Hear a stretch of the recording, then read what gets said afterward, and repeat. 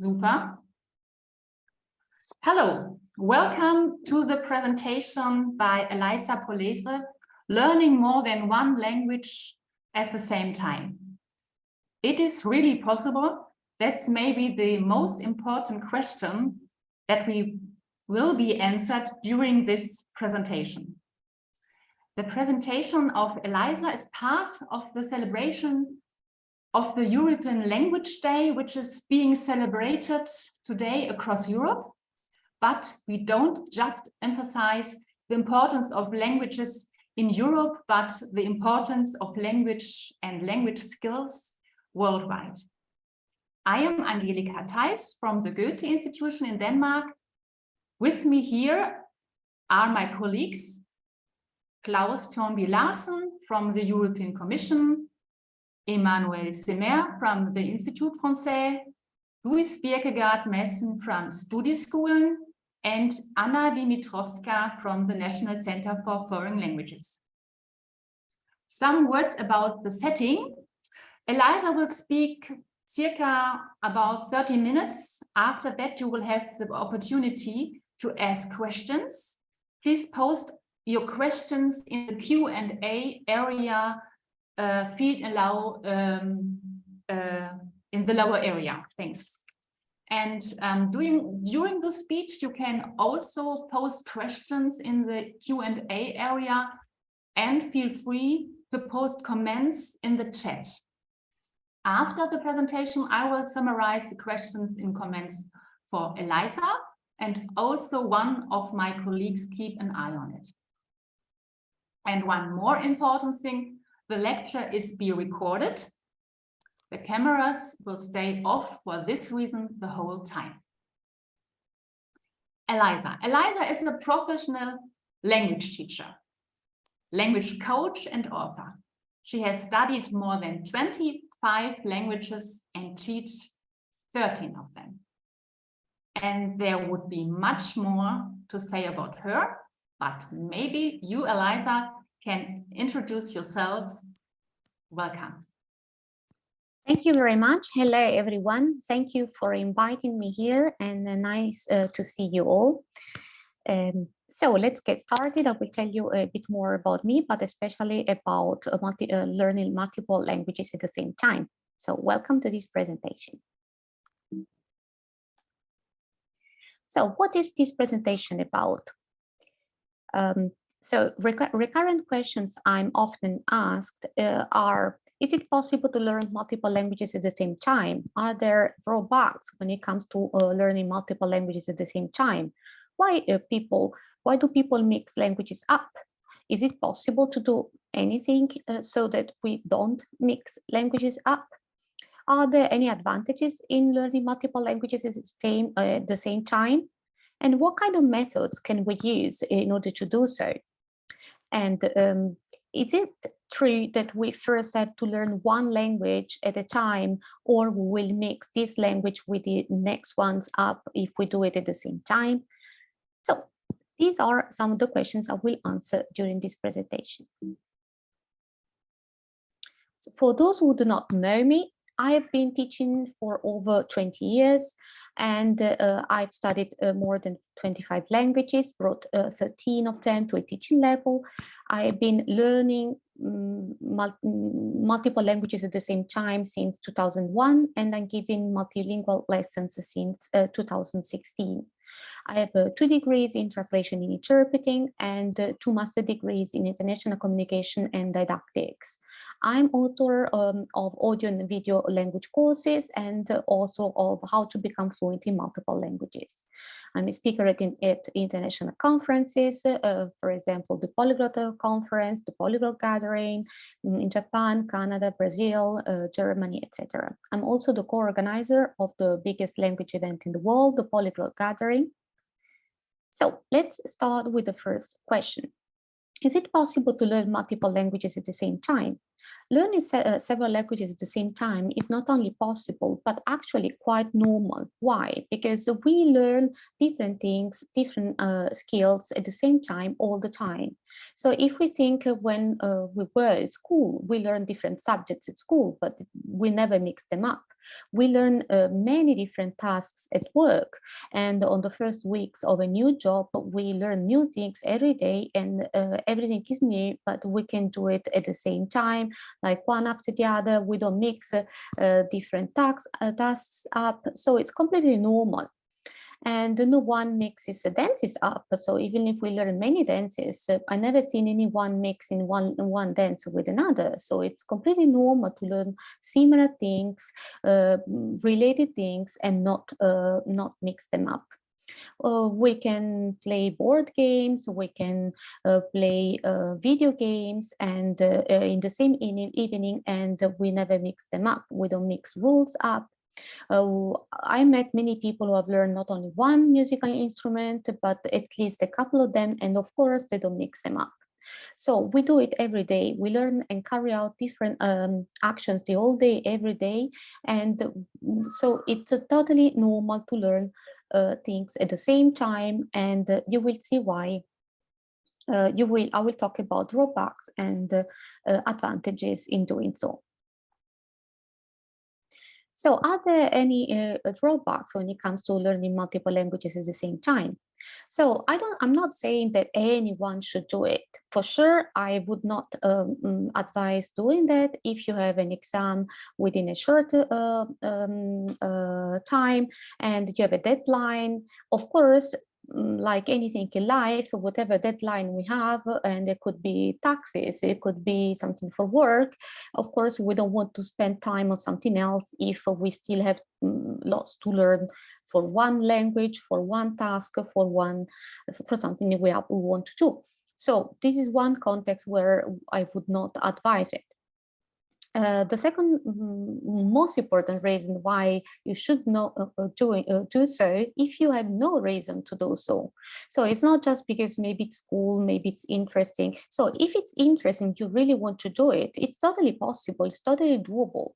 But if, for example, it's yeah, you don't want to do it, you shouldn't feel obliged in doing so. This is the most important part. Why? Because it doesn't matter what we do in life. If we are passionate about something, if we are motivated, if we want to do something, we will be able to accomplish our task or what we want to achieve.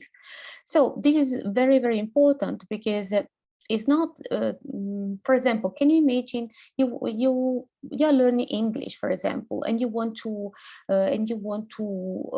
your wish would be to be able to speak French very well, but you think, no, I really should improve my English. I cannot waste any time on French. It depends. If you have a deadline, I completely agree.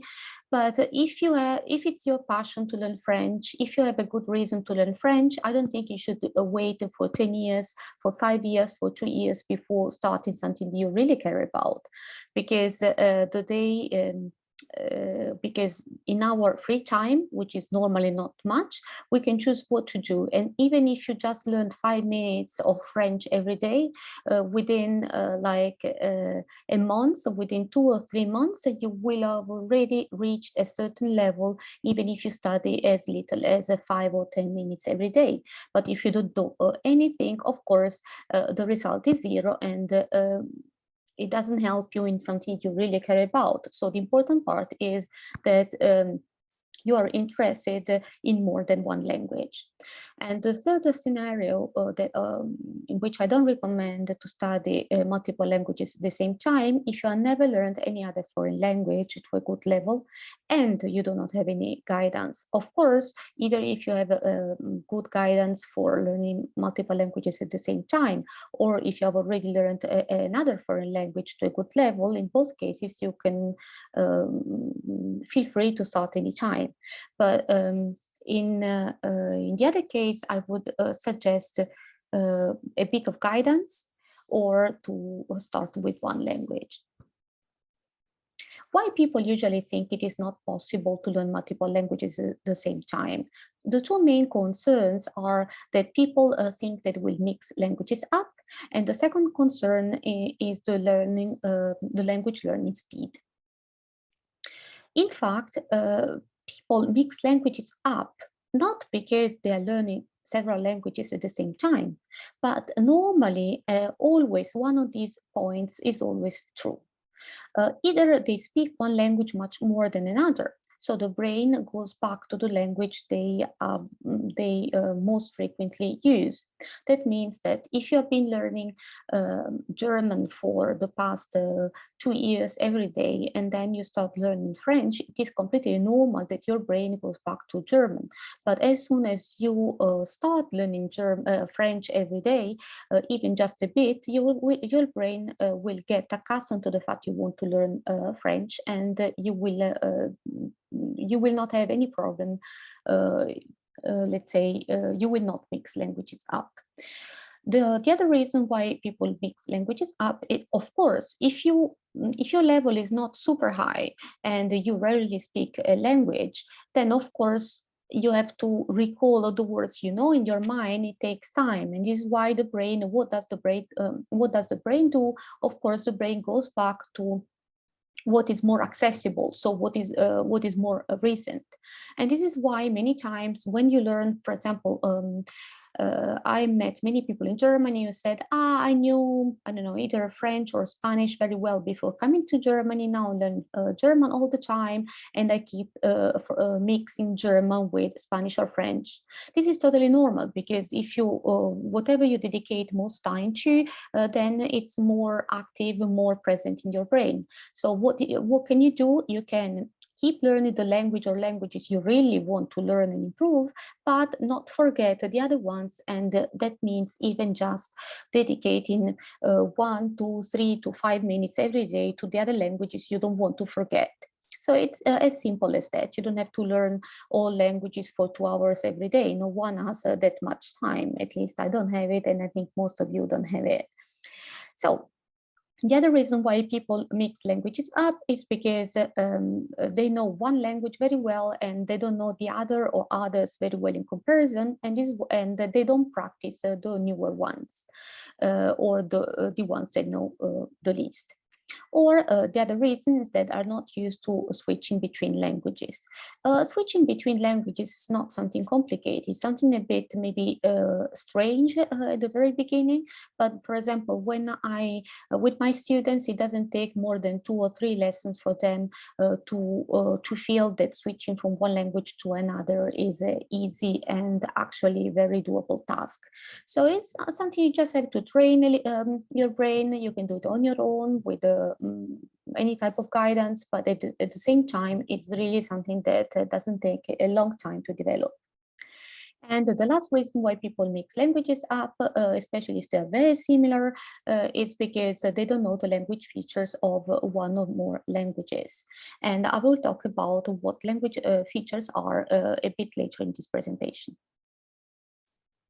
So what is actually true is that learning languages at the same time helps you avoid mixing up languages and speeds up your learning process.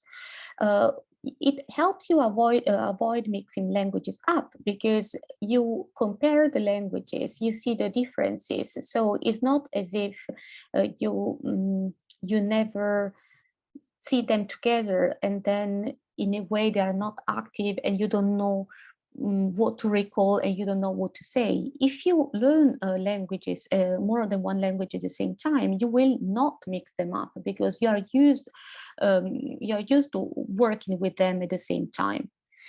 And I will tell you why it speed up your learning process in just a moment.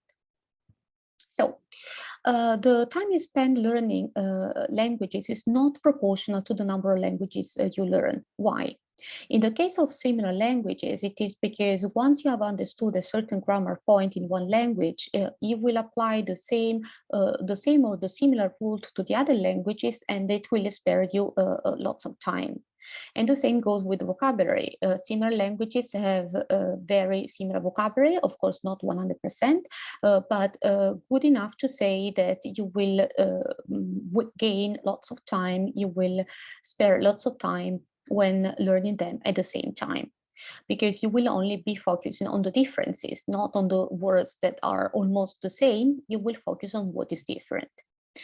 And I don't know whether it's your case, but if you think about it, your mother tongue, you don't have to think about grammar rules anymore.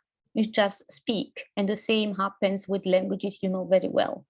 And that means that if you first learn one language and then you want to learn a similar language, you will have to study those rules again because you will have forgotten them. You will know how to use, I don't know, past tense, future tense in your own language or in a language you already know very well, but you will not know the rule in an active way unless you're a teacher.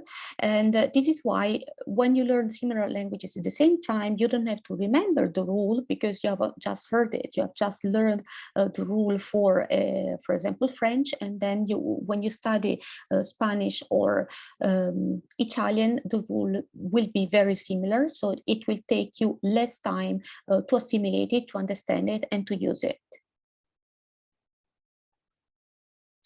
So I hope it will work, but I also prepared it open in another tab in my browser. So I wanted to show you the result of a 10-minute multilingual lesson. I taught Italian and French, and I will share this. I hope please raise your hand or write in the chat if you cannot hear the sound, because I'm also sharing the sound, but of course it wouldn't be good if you couldn't hear it. I'm going to see. Okay, let's see.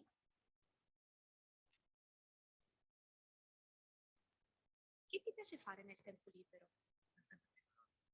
Mangiare, vedere film, guardare serie televisive, imparare lingue e fare sport.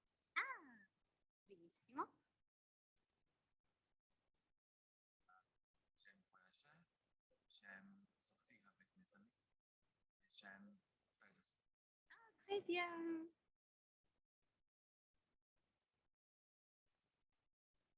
That's the multilingual lesson. Could you tell us how long we have studied together before doing it? Yeah, I would say 10 minutes, top 15 minutes, count to 10 minutes. And what did you know before? Well, I'm a native Portuguese speaker and I can speak Spanish as well. They're quite similar to Italian and French. They have the same. But I've never studied this language before. Eliza? Yeah, you couldn't hear it? Yeah. Okay. Then I will do in a different way. I prepare it like this. Can you tell me if you can hear it now?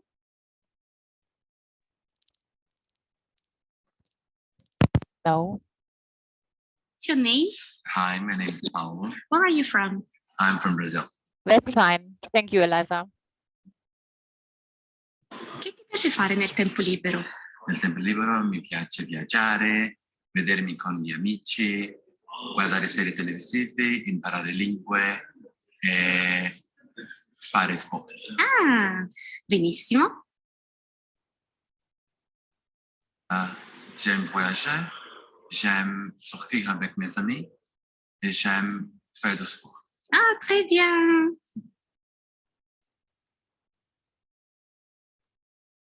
Just said a multilingual lesson. Could you tell us how long we have studied together before doing it? Yeah, I would say 10 minutes. Top 15, I didn't count, but 10 minutes. And what did you know before? Well, I'm a native Portuguese speaker and I can speak Spanish as well. They're quite similar to Italian and French. They have the same origin, but I've never studied these two languages before. What do you think now about learning two or more languages at the same time? I was really curious about it. I didn't know if it would work at all. I had no idea how it could work. But in some way, I think it worked because my brain had to change from one language to another. And I think it's better for me to memorize stuff because I can see the similarities and difference than if I would have just Italian lesson and then French lesson and try to memorize the two of them by themselves. Right? So, and I don't have to work the same way. I just would try to memorize one and the other, and maybe they would later be similar to me, but I wouldn't notice the difference, and I would mix them later. And I think doing together, I would mix them less often what is Did you mix hard to them up? understand. Did you mix them up? No, I would say maybe at the first moment, because we started with Italian, then we went to French. I wanted to say some things in Italian because I still didn't know the words in French, but after I knew everything, it was quite clear. Okay, Quite separate. thank you very much. Okay, so let's continue.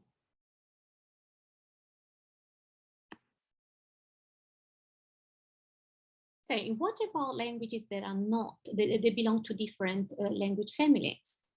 So of course, you will lose the benefit of similar vocabulary because there will be won't be many words that are similar. But at the same time, if you think about it, you're developing the same language skills. You're improving your general understanding of grammar, and you're improving your understanding of how languages work. So all this will help you learn new bits of languages much more quickly.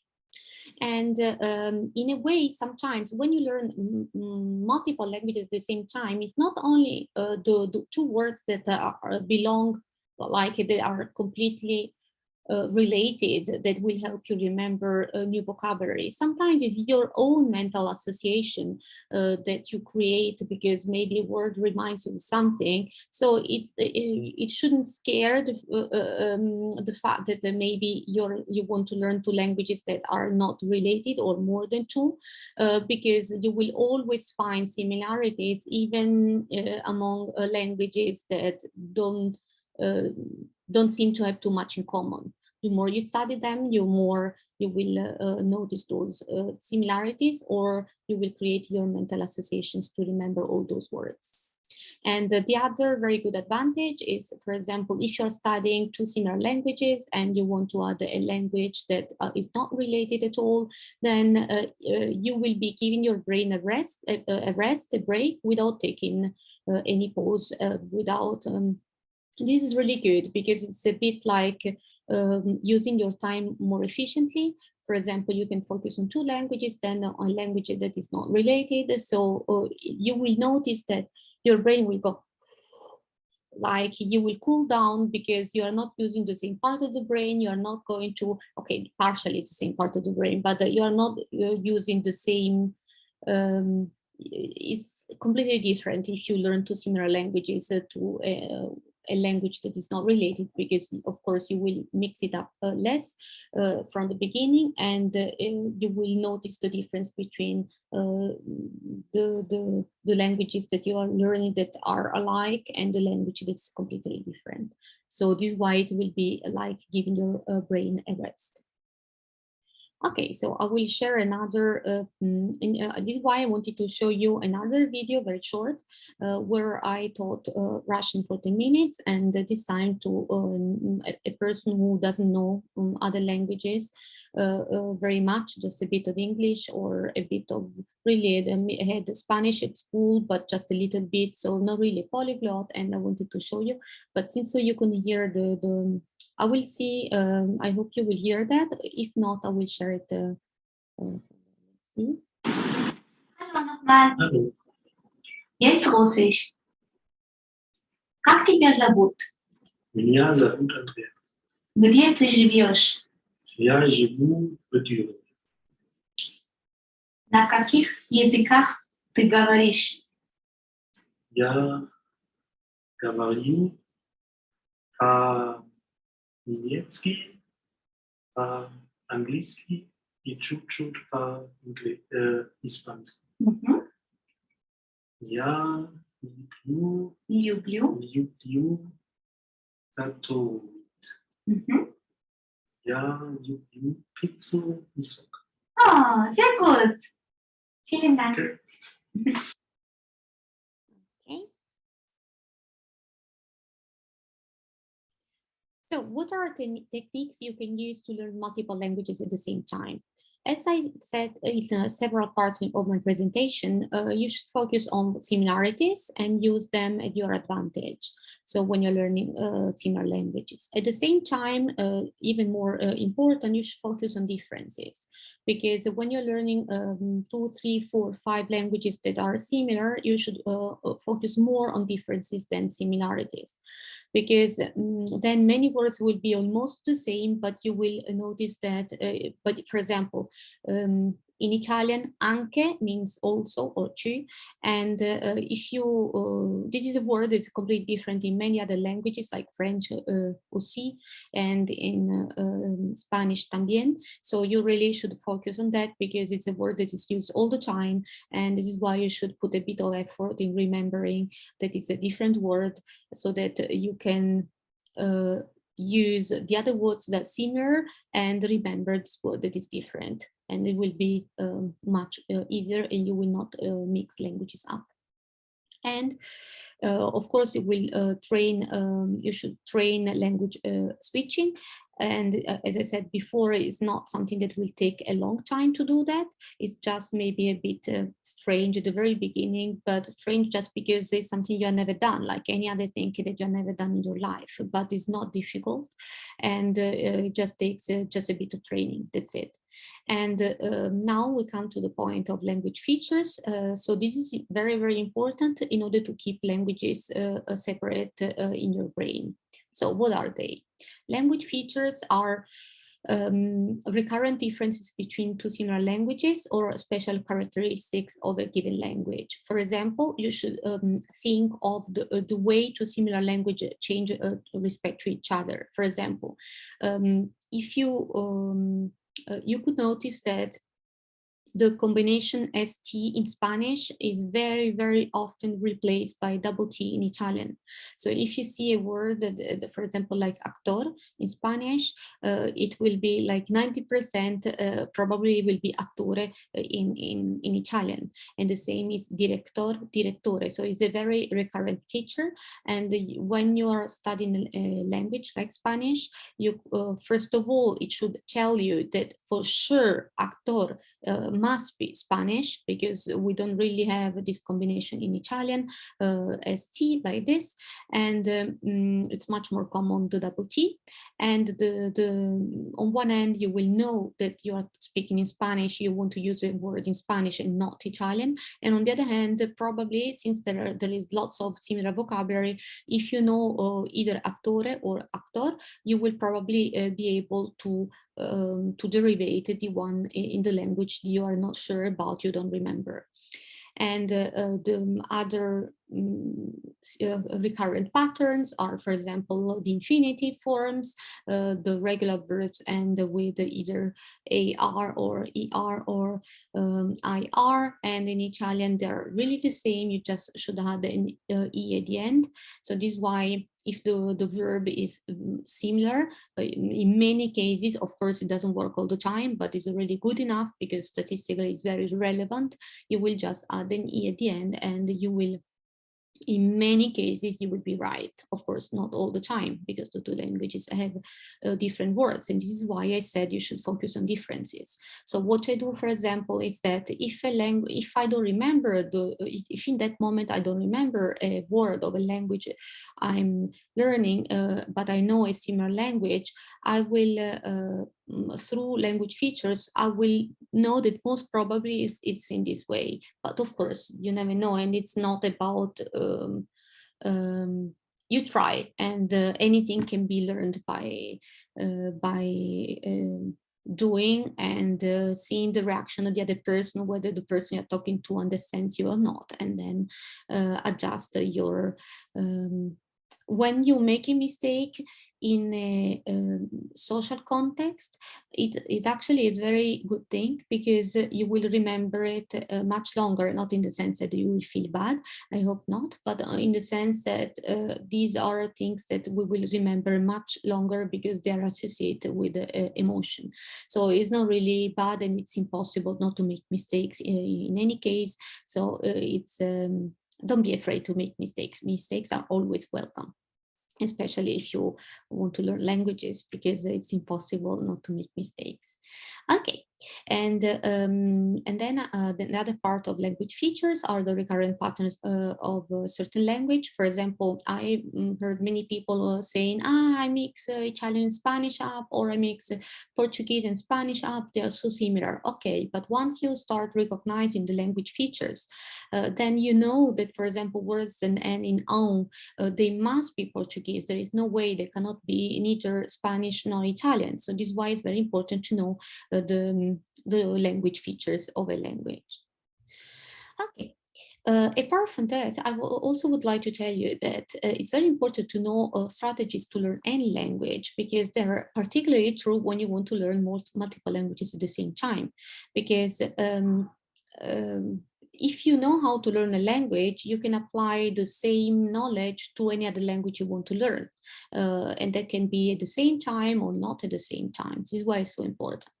And learning how to learn is one of the most important things you can learn, because you will use your time efficiently and you will take into account your lifestyle. You will not ask too much from yourself. You will know your preferences, so you will be doing activities that you like, because if you know that you don't like a certain type of activity and you want to oblige yourself for doing that, of course at a certain point you will find an excuse to stop doing that. This is why it's very important to learn how to learn, to know your preferences, to know how you learn the best.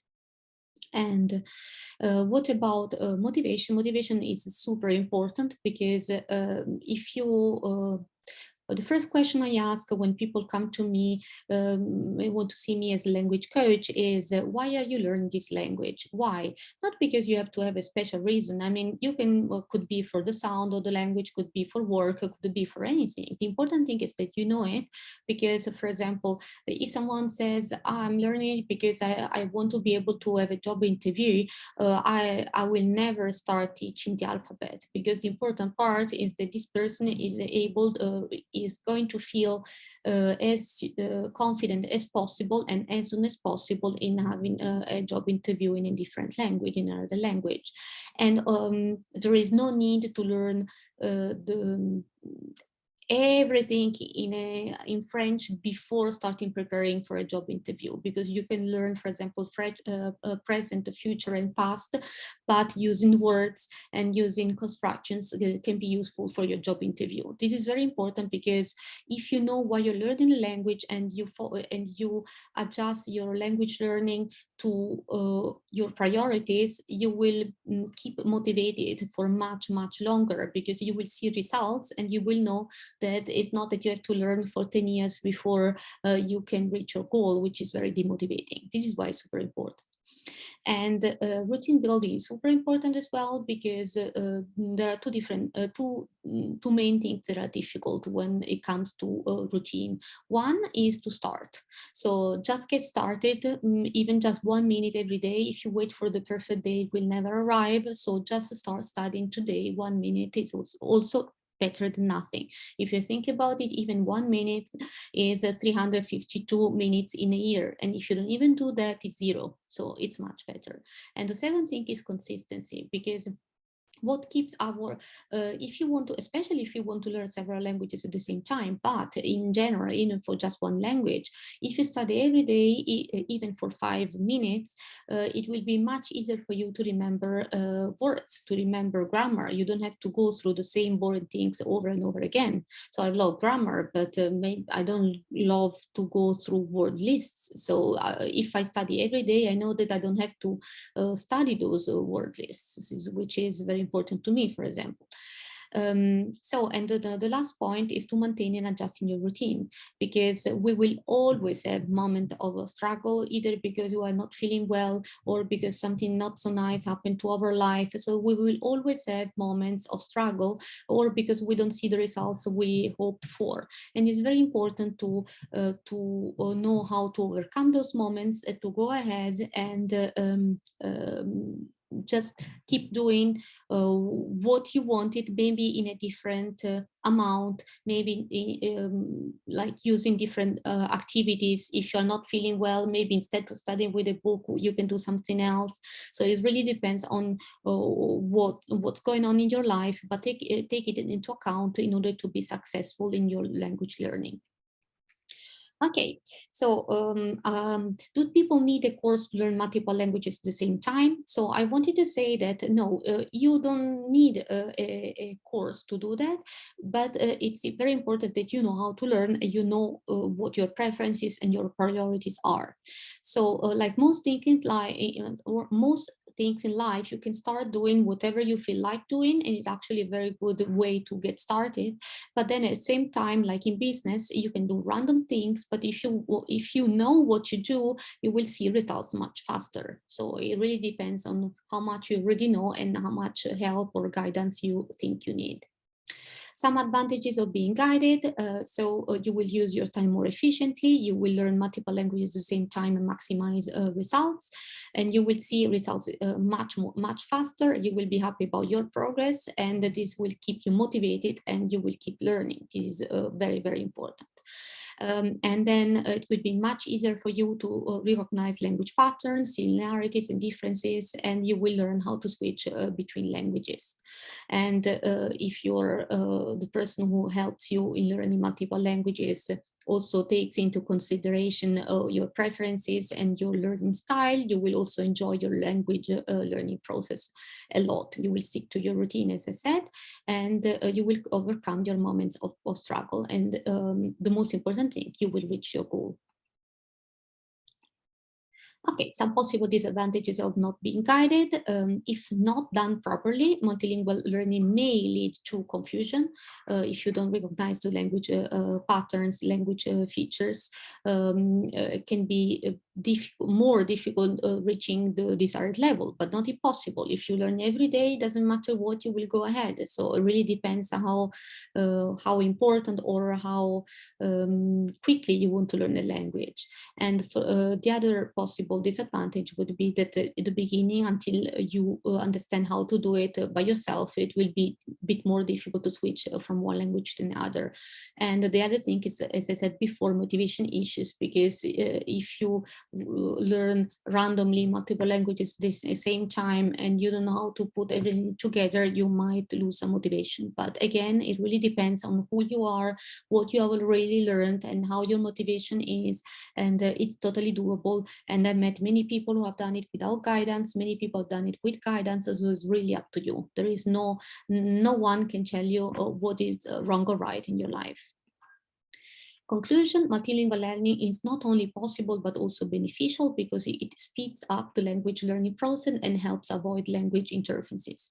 And anyone can learn multiple languages at the same time without mixing them up, providing the right techniques and strategies are used. So thank you very much for your attention, and I'm very happy to answer any question you might have.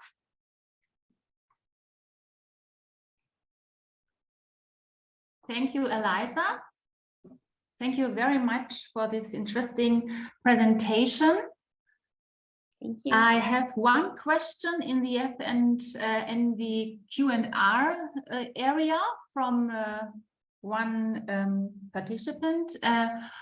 Are there any particular things to keep in mind when teaching language to children? Yeah, many things. So it's a totally different topic, but very, very interesting. When you when you teach languages to children, the most important thing is that it depends on the age. Again, but the most important thing is that they have to feel it as something natural, and they will learn by doing much more than by sitting somewhere and listening to explanations. And that they can have, for example, a language lesson, but the language lesson itself should be lively. They don't have, I'm thinking now about children of 7 who are 7 years old, for example, and if you want a more specific answer, I need to know the age of the child that you are referring to. But for example, when children are 7 years old, they they don't want to sit for too long. They don't know their own grammar very well. So it's very important that they learn by doing, that they learn by playing. And honestly, I know like many people think, no, my children learn the colors. I mean, this is not very rewarding for a child. It's much more rewarding to learn how to play in a certain language or to watch something in a certain language, because colors, children will not go around and say blue, yellow, and green, the same adults. We don't know what to do with that. So, but it's important. It's much nicer if they can say, my favorite color is, and for example, if they can learn a game that implies colors, for example. Yeah, thank you. There are now many questions more in the Q&A, but there's also Anna. Anna, do you like to ask a question?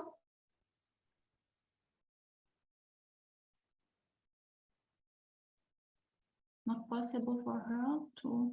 If you want, I can start answer one of the questions is in the Q&A. When Anna can talk, I will answer her question. Yeah, good idea. Yeah. Okay. So, for example, what can I do so Sophie asked, what can I do in this 1 minute of language learning a day? So it really depends on what your goal is. For example, if your goal is to talk, let's say, to your partner, then you can learn. For example, in 1 minute, you can learn some words related to the emotional area, or you can learn a bit of past tense in order to be able to tell your partner what you did during the day. Of course, at the beginning it will not be perfect, but it doesn't matter. If your partner, normally it should be about perfection. So it really depends on what your context is, why you're learning this language. If you are learning it for your job, then what I would do in this minute would be to listen to a video in your, let's say that you want to improve your German because you want to work in Germany, then what I would do would be to watch 1 minute every day of a video that is about the job field you are in, so that you can start, because when it's your own field, you will understand much more, even though your German is not very good, because you know the field. It's your area, it's something you know very well. So you will, if you keep watching something every day, you for sure learn a lot. Of course, it's not the only thing I would do in that case. You also need something much more active in order to be able to use it, not only to understand, but it's just an example of what you could do in 1 minute. Is Anna there, or shall I continue answering questions? The thing is that you are host now, and if you can give Anna the microphone, is it possible? Can you hear me now? I can. Yeah. Okay, fine. Okay, thank you very much, Elisa. I have one question. Can you tell us maybe something from your personal experience? What was the most difficult for you learning a language, or some special feature, or from your personal experience? Learning multiple languages at the same time. So what something I found difficult? Yeah. Let me think for a second.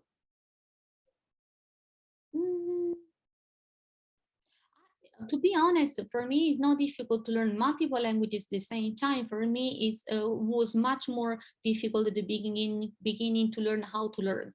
Because once you know what works for you, for example, for me, I don't like, I like reading, but I wouldn't spend all my time reading. I want to read in order to see words in context, but I don't want, my aim when I learn a language is to speak. So for me, it's very, very important that I come to this part as soon as possible, because I don't want to be learning a language for 2 years and then start talking to people at the same time.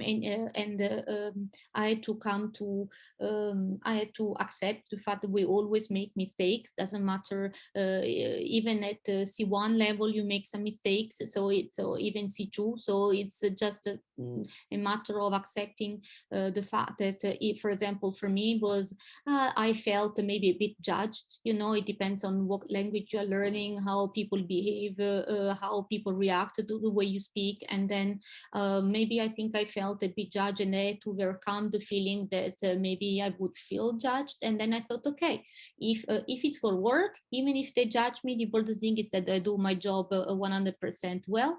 And if it's in a social context, and they are judging me, maybe it's a very good way to see who I do not want as a friend. So in this in this way, I decided that that making mistakes was totally normal. If you don't make mistake, a sentence I love is, if you are not failing, it's because you are not trying hard enough. So if you never make a mistake, it's because you're trying to say always the only things you are able to say, which doesn't help you learning a new language. So I think the most important part is to learn how to learn. And yeah, and I could talk hours about that. I hope I answered the question despite the fact. Yeah, thank you very much. Yes, and that was also the answer for the question. Can you say more about how mistakes can be a motivation? Yeah, this is a very important point. I think most people who are afraid to speak is because they don't want to make mistakes. And apart from what I've already said, it's important to distinguish between recurrent mistakes and one-off mistakes. If you make one-off mistake, it doesn't really matter. There are even native speakers who make mistakes in their own language. If there is a recurrent mistake that you make all the time, then it would be good to address it. But again, in real life, and not online, but in real life, the most important part is to communicate that you reached your communicative purpose. That means that if you want it to be performed at work, you're performed at work. And even if you make two mistakes, another example that I love to give is that, can you imagine that in a work situation, there is someone who speaks perfect, for example, in my case, perfect Italian or perfect French, perfect Portuguese, but their attitude is not very nice, a bit rude, they are not very cooperative. Who cares that they speak the language very well? The important part is that you accomplish your task, that you are performing in whatever you wanted to achieve. And this is much more important than making mistakes. Normally, we learn languages because of a work context, or because a working context, or because we want to talk to people. So in both cases, it doesn't really matter. I'm not saying that you should make mistakes all the time, but it's not a mistake that will impede you or will stop you from being good at whatever you want to do. Yes, thank you, Elisa. The problem is the time is over now, but we have questions, still questions. I would be happy to answer some if you don't have to go, but if you, up to you. I think we started a couple of minutes later, but I understand now it's overtime and I don't want to take anyone else's time. So up to you. I can stay a couple of more minutes, but you decide. Do we have some more minutes? I asked my colleagues, or should we stop it now? Maybe one more question. One more question, okay. Okay, thank you. So do you have a suggestion for how to track the time used learning each language? Now, there are many ways to do that. For example, in Apple, an app I use is Toggle.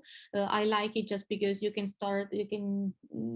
keep track of what you're learning, when you're learning. You can write.